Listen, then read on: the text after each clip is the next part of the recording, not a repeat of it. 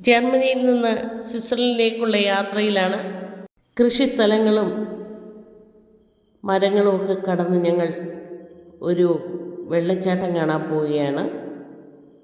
സ്റ്റെപ്പിറങ്ങി വേണം താഴേക്ക് പോകാനായിട്ട്. ചുറ്റുപാടുമുള്ള ചെടികളും മരങ്ങളും കുന്നും മലയും എല്ലാം അതിമനോഹരമാണ്.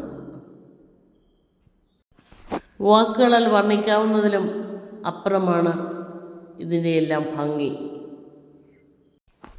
ടിക്കറ്റ് എടുത്താൽ ബോട്ട് യാത്ര നടത്താം. ഞങ്ങളങ്ങനെ ടിക്കറ്റ് എടുക്കാൻ തീരുമാനിച്ചു. ഹായ് ലാൽസീസ് വേൾഡ് യൂട്യൂബ് ചാനലിലേക്ക് എല്ലാവർക്കും സ്വാഗതം. ഞങ്ങൾ ജർമ്മനിയിൽ നിന്ന് സ്വിറ്റ്സർലൻഡിലേക്ക് വന്നിരിക്കുകയാണ് ഈ വെള്ളച്ചാട്ടം കാണുന്നതിന്. ഇത് റെയിൻ നദിയിലെ റെയിൻ ഫാൾസ് എന്നറിയപ്പെടുന്ന ഒരു വെള്ളച്ചാട്ടമാണ്. ധാരാളം വെള്ളം ഒഴുകുന്നുണ്ടെന്നാണ് അവർ അവകാശപ്പെടുന്നത്.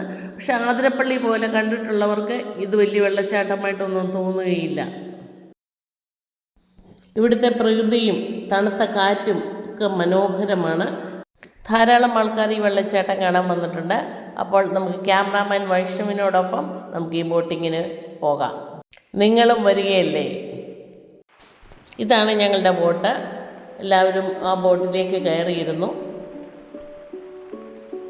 നല്ല തണുപ്പുണ്ട്, അതിൻ്റെ കൂടെ തണുത്ത കാറ്റടിച്ച് കയറുന്നുമുണ്ട്. ഈ ബോട്ടിൽ ഞങ്ങൾ ആ വെള്ളച്ചാട്ടത്തിനടുത്തേക്ക് പോവുകയാണ്. ഇത് റെയിൻ റിവറിലാണ് ഈ വെള്ളച്ചാട്ടമുള്ളത്. അതുകൊണ്ട് റെയിൻ ഫോൾസ് എന്നാണ് ഇത് അറിയപ്പെടുന്നത്. ഈ നദി സ്വിറ്റ്സർലൻഡിൽ നിന്ന് ആരംഭിച്ച് ജർമ്മനിയിലൂടെ നെതർലൻഡും കടന്ന് അറ്റ്ലാന്റിക് മഹാസമുദ്രത്തിലേക്ക് ഒഴുകുന്നു. റെയിൻ ഫോൾസ് ഏകദേശം 150 മീറ്റർ വീതിയും 23 മീറ്റർ ഉയരവുമുള്ള അത്യന്ത ശക്തമായ വെള്ളച്ചാട്ടമാണ്. വേനൽക്കാലത്ത് സെക്കൻഡിൽ ഏകദേശം 600 ക്യൂബിക് മീറ്റർ വെള്ളം താഴേക്ക് വീഴാറുണ്ട്. അതിൻ്റെ ഭംഗിയും ശബ്ദവും അതിശയകരമാണ്. എല്ലാവരും അവരുടെ ക്യാമറയും മൊബൈലും ഒക്കെ എടുത്ത് റെഡിയായിരുന്നു. ഇതിലൂടെ റെയിൻ നദിയിലൂടെ ബോട്ടിങ് നടത്തുന്നുണ്ട്.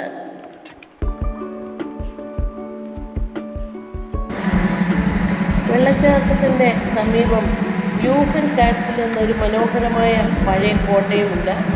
അവിടെ നിന്ന് വെള്ളച്ചാട്ടം കാണുന്ന പ്രത്യേകം പ്ലാറ്റ്ഫോമുകളും ഒരുക്കിയിട്ടുണ്ട്.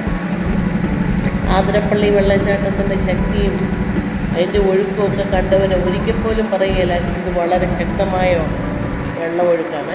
അത് സൂക്ഷ്മമായി അറിയുന്നതിന് ഞങ്ങൾ ബോട്ടിൽ അങ്ങോട്ട് നീങ്ങുകയാണ്. എല്ലാവരും ക്യാമറയൊക്കെ എടുത്ത് കാര്യമായി ഫോട്ടോകൾ എടുക്കുന്നുണ്ട്.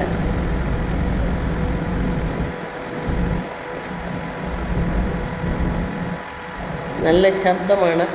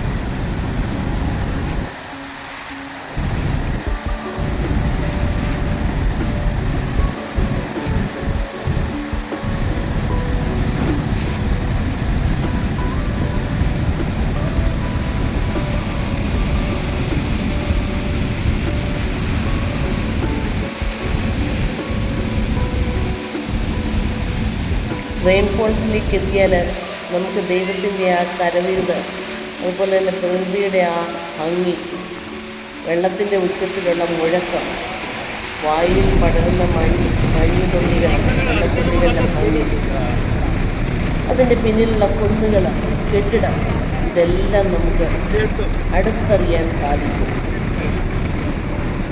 കറുപ്പ് പച്ച നിറത്തോടെയുള്ള മരങ്ങളുടെ ഇലകൾ, അതിനിടയ്ക്ക് ഓറഞ്ചും മഞ്ഞയും എല്ലാം കലർന്നിട്ടുള്ള ഇലകൾ എല്ലാം വാക്കുകളാൽ വർണ്ണിക്കുന്നതിലും അപ്പുറമാണ് അതിൻ്റെ ഭംഗി. യൂറോപ്പിലെ ഏറ്റവും വലിയ വെള്ളച്ചാട്ടം റെയിൻ ഫോൾസ്, സ്വിറ്റ്സർലൻഡിൻ്റെ അത്ഭുതം, റെയിൻ നദിയുടെ മഹാവെള്ളച്ചാട്ടം, ഇങ്ങനെ കുറേ കാര്യങ്ങളാണ് ഇതിനെക്കുറിച്ചൊക്കെ വർണ്ണിച്ചത്. നമ്മുടെ നാട്ടിലൊന്ന് വന്ന് ഇവരൊക്കെ കാണട്ടെ. ഇത്രയും ആൾക്കാരിവിടെ വന്ന് ഇതൊക്കെ കാണുന്നു. ശരിയാണ്, മനോഹരമാണ് കാണാൻ, അല്ലെന്ന് പറയുന്നില്ല. പക്ഷെങ്കിൽ നമ്മുടെ നാട് ഇതിനേക്കാൾ എത്രയോ ഭംഗിയാണ്. ഇതുപോലെ വെടുപ്പും വൃത്തിയും ഒരു ടൂറിസ്റ്റ് സെൻ്ററാക്കി എടുക്കുകയാണെങ്കിൽ എന്തുമാത്രം ആൾക്കാരെ നമുക്കിവിടേക്ക് ആകർഷിക്കാം. ബോട്ടിലേക്ക് ഒഴുകി വരുന്ന വെള്ളം, അതിനൊപ്പം ഞങ്ങളും നീങ്ങി.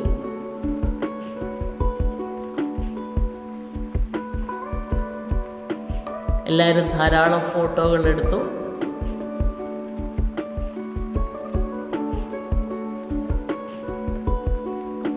ദൂരെ നിന്ന് കാണാനും അത് ഭംഗിയാണ്. ഒരു പാറ അതിൻ്റെ ഇടയ്ക്ക് പൊങ്ങി നിൽപ്പുണ്ട്.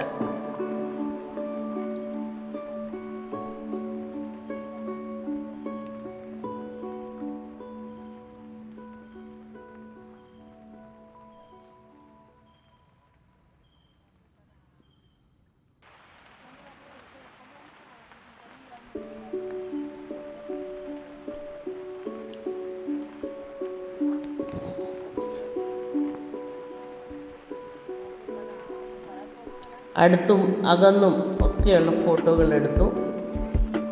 ജീവിതത്തിൽ അപൂർവമായില്ല ഇങ്ങനെയൊക്കെ ഒന്ന് വന്ന് കാണാൻ പറ്റുമോ.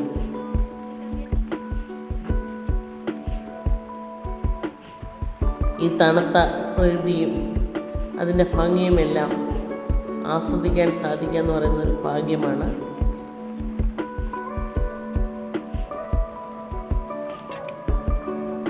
അവിടുത്തെ മതിലുകളൊക്കെ പഴയ കാലത്തെ മതിലുകൾ പോലാണ് പണിതിരിക്കുന്നത്.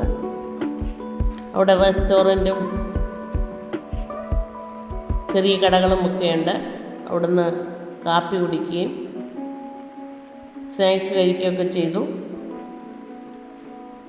കുറേ ഫോട്ടോകളൊക്കെ എടുത്തു, എന്നും ഓർമ്മയിൽ സൂക്ഷിക്കാൻ. ഈ നദിയിൽ സാൽമൺ ഫിഷുകൾ ധാരാളമുണ്ട്. സാമാന്യം വലിപ്പമുള്ളത് തന്നെയാണ്. ഇവിടുത്തെ എല്ലാ കാഴ്ചകളും വീഡിയോകളാക്കുന്നില്ല, ഒത്തിരി ഇഷ്ടപ്പെടുന്ന മാത്രം വീഡിയോ ആക്കുന്നു. എന്നെന്ന് സൂക്ഷിക്കാൻ യാത്രകൾ തുടരുന്നു. നിങ്ങൾക്ക് എൻ്റെ വീഡിയോ ഇഷ്ടപ്പെട്ടെങ്കിൽ ലൈക്ക് ചെയ്യാനും കമൻറ്റ് ചെയ്യാനും ഷെയർ ചെയ്യാനും സബ്സ്ക്രൈബ് ചെയ്യാനും മറക്കരുത്. വീണ്ടും ഒരു വീഡിയോയുമായി വേഗം വരാമെന്ന പ്രതീക്ഷയോടെ നിർത്തട്ടെ. Thank you.